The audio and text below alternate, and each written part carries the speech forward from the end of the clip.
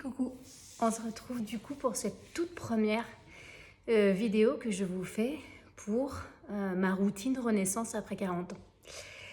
Alors, donc je vais vous exposer les outils que j'utilise, les outils que j'expérimente, ceux que j'aime bien, ceux que j'aime moins bien, etc.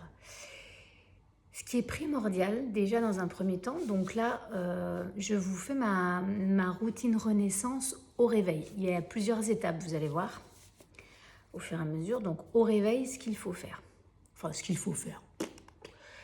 que je fais, ce que je fais, qui me fait du bien et que je trouve au minimum du vital, quoi. Donc quand j'ouvre les yeux le matin, et d'ailleurs, on peut se référer à ça.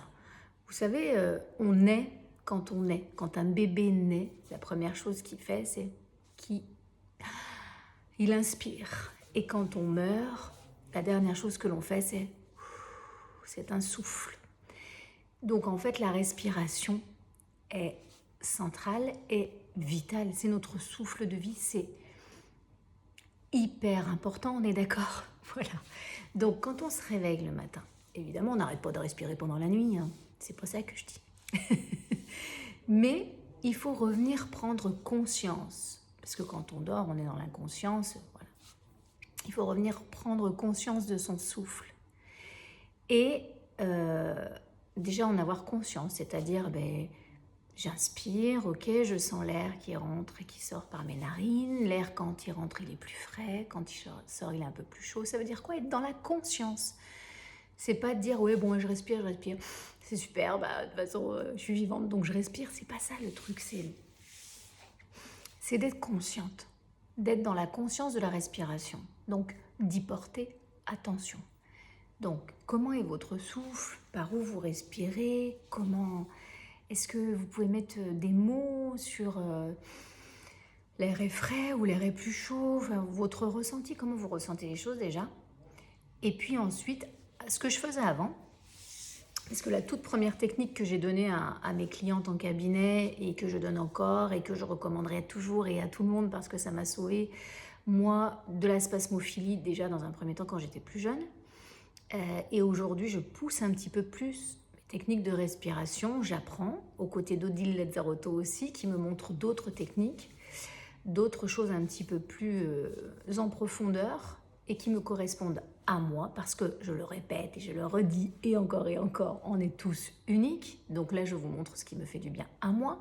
Ce ne sont pas des choses dangereuses, donc vous pouvez les expérimenter et voir si ça vous convient, à vous. Et donc la respiration est essentielle, donc revenir à son souffle, revenir le conscientiser, y porter attention déjà. Et donc ce que je recommandais à toutes mes clientes, c'était la cohérence cardiaque. Donc tous les matins, ce que j'essayais de faire le plus possible, c'était la cohérence cardiaque. Je n'ai pas de téléphone vers mon lit, absolument pas. Voilà, tout ce qui est électrique, électronique, c'est pas dans ma chambre, moi. Et donc je comptais. En fait, je sais que la cohérence cardiaque, c'est j'inspire pour 5 secondes, j'expire pour 5 secondes, et ce, 30 fois. Donc, je comptais. Je compte sur un doigt, hop, un premier doigt, j'inspire 5 secondes, j'expire 5 secondes. Deuxième doigt, j'inspire 5 secondes, j'expire 5 secondes.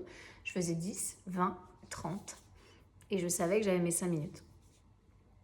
Donc, cette technique-là, je l'applique encore dans ma journée.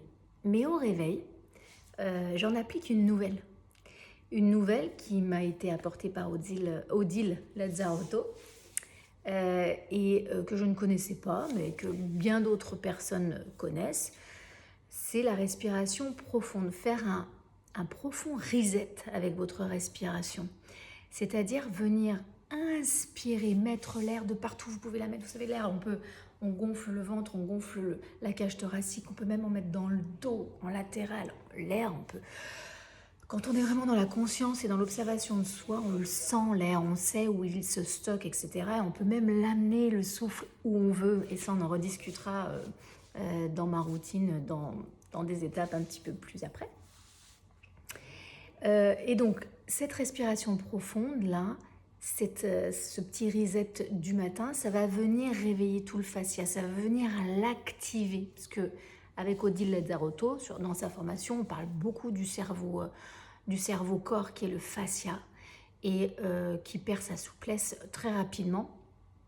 Et d'autant plus en préménopause, en périménopause et à la ménopause. Donc, il faut venir mobiliser le corps, il faut venir mobiliser le fascia. Et la respiration est l'une des techniques qui va nous permettre de venir aussi libérer, assouplir le fascia et notamment venir travailler avec votre diaphragme. Et il faut comprendre, je pense que, enfin en tous les cas pour moi, ce qui est important pour que je puisse appliquer des outils dans ma routine, c'est que je comprenne. Donc que je comprenne le mécanisme, ok, et que je puisse ensuite le ressentir dans mon corps. Et je vois ce que ça donne et je vois si ça me fait du bien ou pas. Donc, il faut déjà comprendre le diaphragme. Le diaphragme, c'est un muscle c'est une coupole, d'accord? C'est une coupole qui se situe ici, en dessous des côtes flottantes, comme ça, et qui fait tout le tour. C'est une coupole. Et cette coupole va s'abaisser ou se relever comme ceci. Donc, selon l'inspiration ou l'expiration. J'inspire.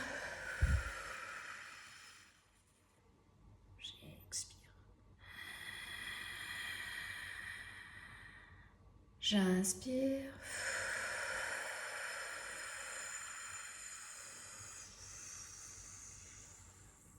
J'expire.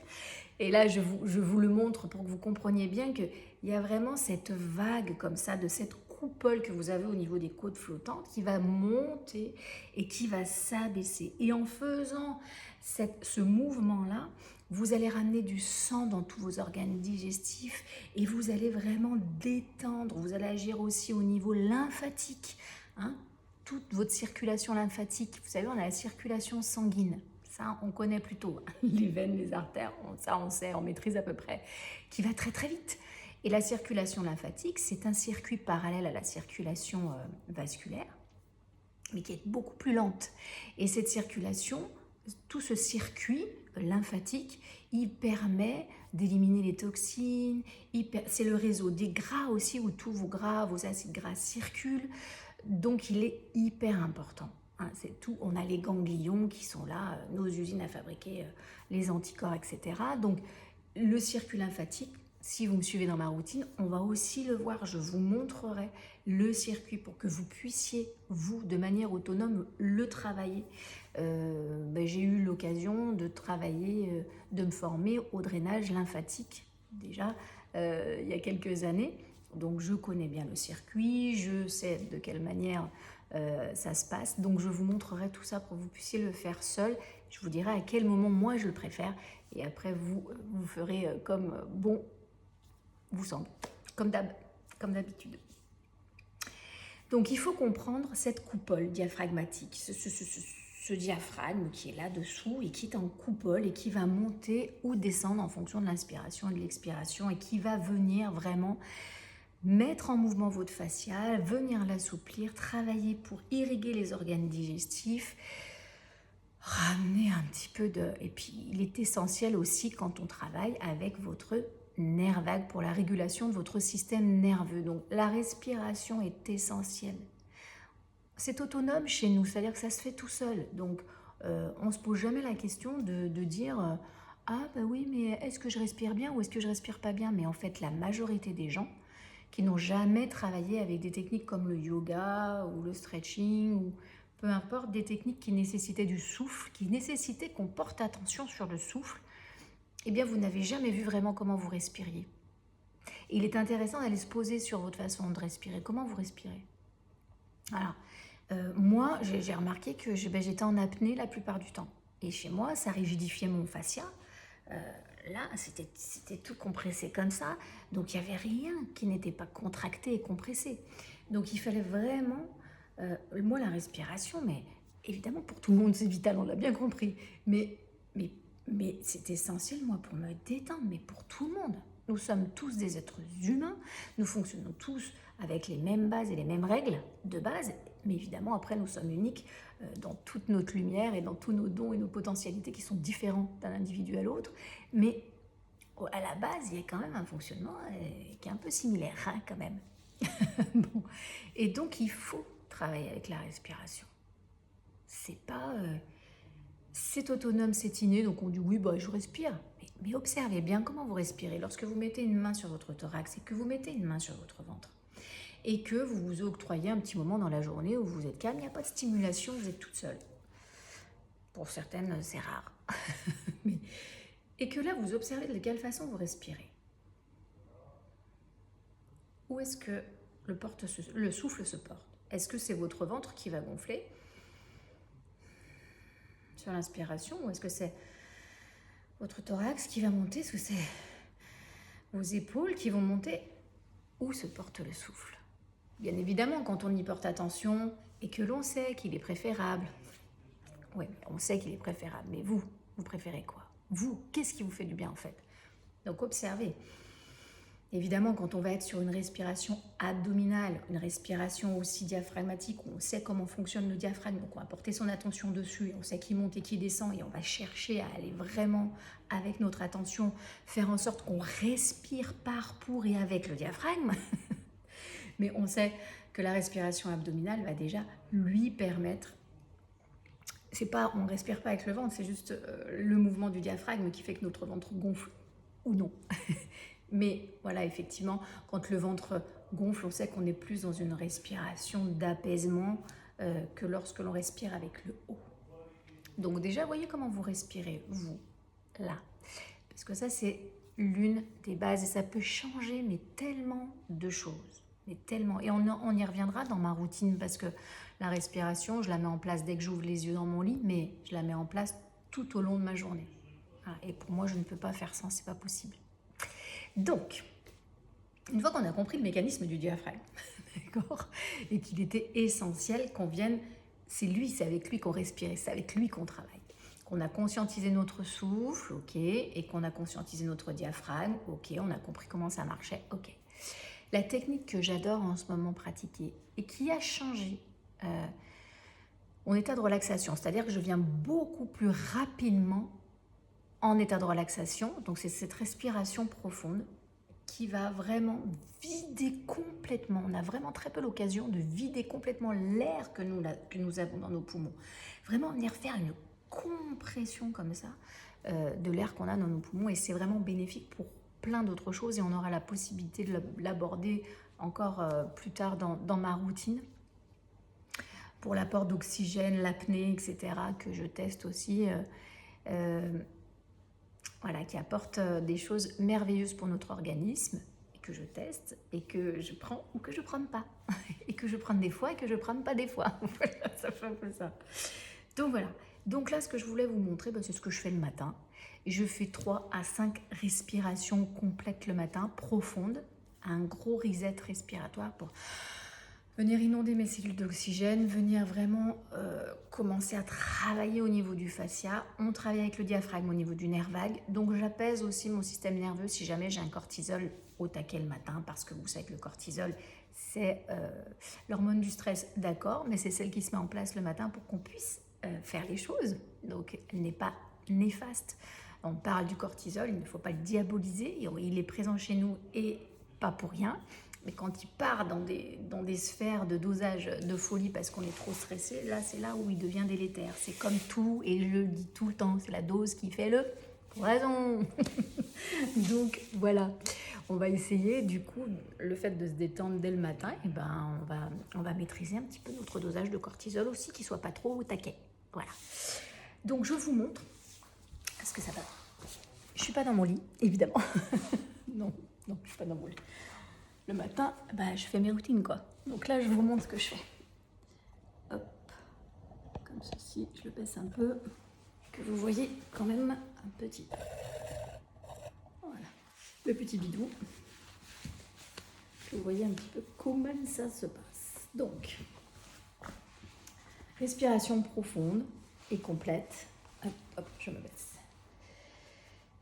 On va prendre un maximum d'air. Donc, je vais commencer par gonfler mon ventre. Enfin, inspirer. Donc, j'inspire.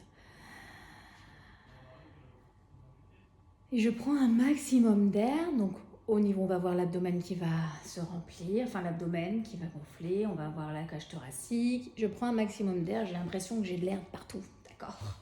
Et une fois que j'aurai de l'air de partout, je vais bloquer. Je vais arrêter de respirer, très peu de temps, mais suffisamment pour être en conscience avec, ok, quand je me remplis d'air, qu'est-ce que je ressens? Voilà. J'aime me poser avec des moments d'intégration, j'aime me poser avec des moments de ressenti, et c'est super important, pas dire je fais ma technique pour dire je fais ma technique, je fais la technique parce qu'en fait je sais, j'ai envie de sentir ce que ça me fait. Moi c'est comme ça que je fais les choses.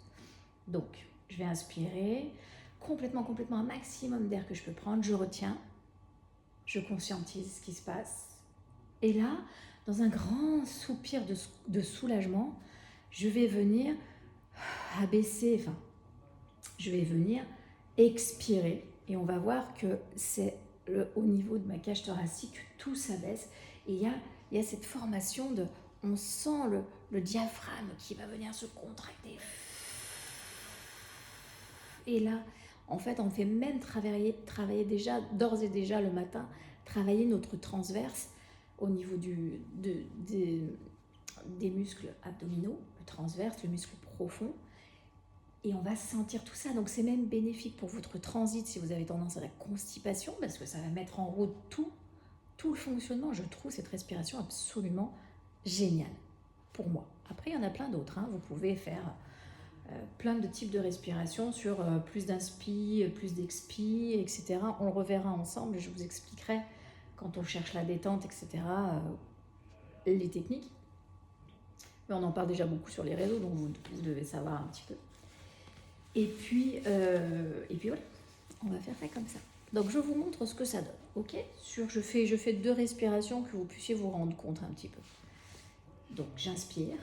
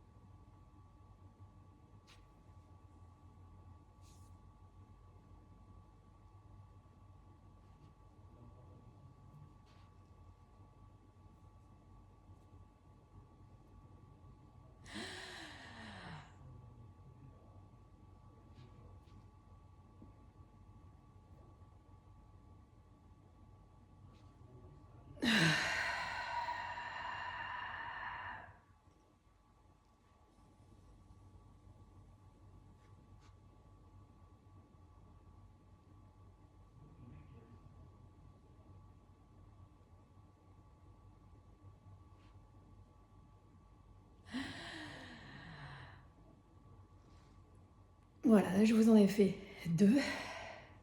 Une fois que j'ai fait toutes mes respirations, j'en fais 3 voire 5 le matin.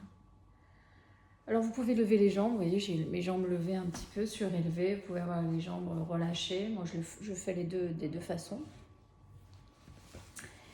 Et là, je fais un temps d'intégration, c'est-à-dire je me ressens. Ok, après ces quelques respirations que je viens de faire, comment je me sens dans mon corps en fait? Et là, moi je sens en général vraiment tout le temps, mais même après ces 2 respirations-là, une détente profonde des muscles, mais vraiment. Même le bas de mon visage, parce que vous avez vu sur l'expiration, en fait, j'ai fait... Donc on vient même ici solliciter tous ces muscles-là un petit peu. Et puis une fois qu'on relâche, mon Dieu, c'est hyper plaisant. Je ressens même une circulation de tous mes fluides, en fait. Et surtout un apaisement profond. Et moi, c'est ce qui a changé la donne. C'est que vraiment, ça me permettait de... C'est une technique qui m'a fait vraiment un bien fou. J'ai pu observer la relaxation, mais en même temps, quand je viens vraiment solliciter ce muscle du transverse, sentir ce diaphragme qui va et qui enlève toute l'air. Voilà ce que je ressens après. Mais vraiment, prenez ce temps pas d'introspection, d'intégration. Après tous les outils que je vais vous proposer, prenez ce temps d'intégration. Je fais l'outil proposé, je le mets en place, mais derrière, comment je me sens? Okay. Comment je me sens avec ça? Ah punaise, je suis super détendue. Ah bah ça, c'est venu me contracter, j'ai du mal à faire un truc, j'en sais rien.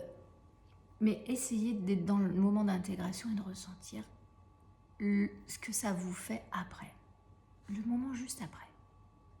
Et ce moment juste après, le faire perdurer de plus en plus longtemps pour avoir un moment d'intégration de plus en plus long, pour que votre corps se souvienne, pour que votre corps sache, quand je fais ça, quand je fais cet outil, voilà ce que je ressens. Et pour qu'il puisse le mémoriser et que vous puissiez le réutiliser peut-être à un autre moment où vous en aurez besoin, et vous aurez besoin que ça aille vite dans l'apaisement, le relâchement profond. Et puis, on travaille aussi sur tout le système lymphatique. On réveille la machine. On réveille la machine. Donc voilà, bah ça c'est l'une des techniques que j'utilise. Je vous ai parlé aussi de la cohérence cardiaque que j'utilisais précédemment. Ou quand j'étais vraiment en surmenage avec une hyperexcitabilité de mon système nerveux à fond, j'utilisais des techniques plutôt de relaxation avec d'autres techniques de respiration que je vous proposerai au fur et à mesure de ma routine. Donc voilà ce que je vous propose là, c'est essayer de tester cette technique de respiration. Je vous dis 3 à 5, bah, essayez déjà à 3 ou même à 2, peu importe, on s'en fout, il n'y a pas de quantité, c'est vous ce qu'il vous faut et en fonction de votre ressenti, ok, comment j'en ai besoin là ce matin de combien, bah, on y va, on fait comme ça. Testez et puis bah, sur le compte Instagram, partagez vos ressentis, dites-moi. Ouais, pour moi c'est plutôt inconfortable, pour moi c'est ah ouais, ça m'a fait un bien fou. Du partage quoi. On sent, peu importe, parce que les ressentis seront tous différents et c'est ça qui va être génial, de savoir ce que vous ressentez avec ça. Essayez, testez et si vous adhérez, mettez en place tous les jours, 3 fois. Alors moi c'est juste mon mari qui me dit mais qu'est-ce que tu fais? Quand tu fais tes techniques de respiration, préviens-moi parce que parfois, quand je fais sur la technique de relâche, il se demande ce que je fais, ça lui fait peur, des fois il sursaute. Donc voilà. Bon, prévenez, hein, si vous avez quelqu'un avec vous à côté. Je vais faire ma technique de respiration. Pas de panique. Voilà. Je vous envoie plein de gros bisous. Voilà pour ce premier outil à mettre en place, que je vous assure que ça change vraiment la donne quand on en a besoin. Et puis même, c'est de bon sens, quoi. Et j'aime proposer des choses qui sont de bon sens. Voilà. On ouvre les yeux, on conscientise sa respiration et on utilise un outil de respiration qu'il nous faut sur ce moment-là. Et pour moi, en ce moment, c'est celui-là. Plein de bisous. Portez-vous bien.